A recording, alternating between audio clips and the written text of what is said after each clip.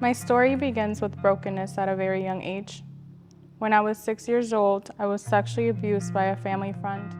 A few years later, when I was 10, it happened again, this time by a family member. Those moments carved deep wounds in my childhood. They stole my innocence and left me believing that I was worthless and voiceless. By the time I reached my 20s, that pain had followed me into adulthood. I entered into a relationship that was verbally and emotionally abusive. I lived with panic attacks. I struggled with memory loss. I turned to alcohol to try to numb the pain. And many nights I wondered if life was worth living.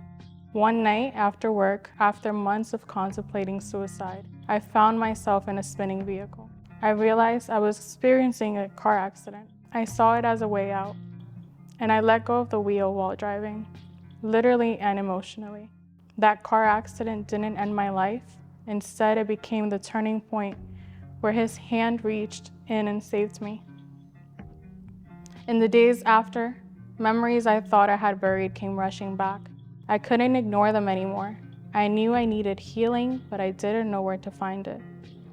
2 years after I almost gave up, I walked into redemption. I'll never forget it. I saw the welcome home sign. When I walked in and heard the words, "We've been waiting for you," I realized I wasn't only this church that had been waiting for me. It was Jesus. In that moment, I realized he had been pursuing me all along. I was cautious, I was fragile, but I started Growth Track. I joined a freedom group. I showed up broken, hiding behind walls, but God surrounded me with people who didn't run from my pain. They listened, they were patient, they loved me just as I was. It was in that community that I made the decision to give my life to Christ. I was baptized, and I chose to trust him with my shame, my wounds, and my future. Healing didn't come overnight, but little by little, God began peeling back the layers of pain I had carried since childhood. He showed me that my worth was never gone, only buried underneath lies. He gave me friendships that breathed life into me. He showed me what it feels like to be safe, to be seen, and to be loved without condition.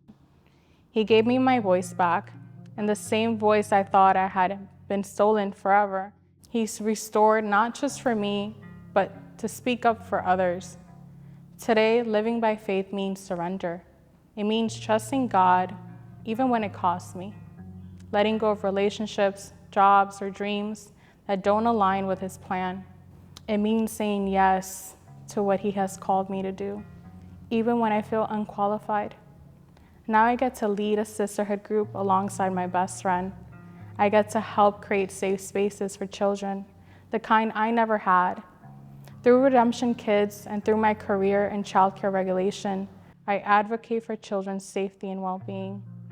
The place where I once felt powerless has become the very place God uses me to bring protection and hope. But I believe God isn't finished with me yet. I carry the promises that my story, my career, my voice will always be of service to him. To advocate, to protect, to bring life where there has only been silence. And that is what building a life of faith looks like. Not faith in myself, but faith in God, who restores what's been broken. Not faith that hides, but faith that steps forward with courage. I'm building a life of faith by trusting Jesus day by day. And I'm building the future by giving, serving, and helping create a church where others can find the same healing I found. So if you're feeling like your story is too broken, hear me.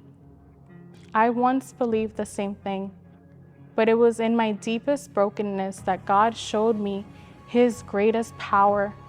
If he could save me the night that I let go of the wheel, he can step into your story too. You're not forgotten. You're not too far gone. And there is a God who has been waiting for you, just like he was waiting for me.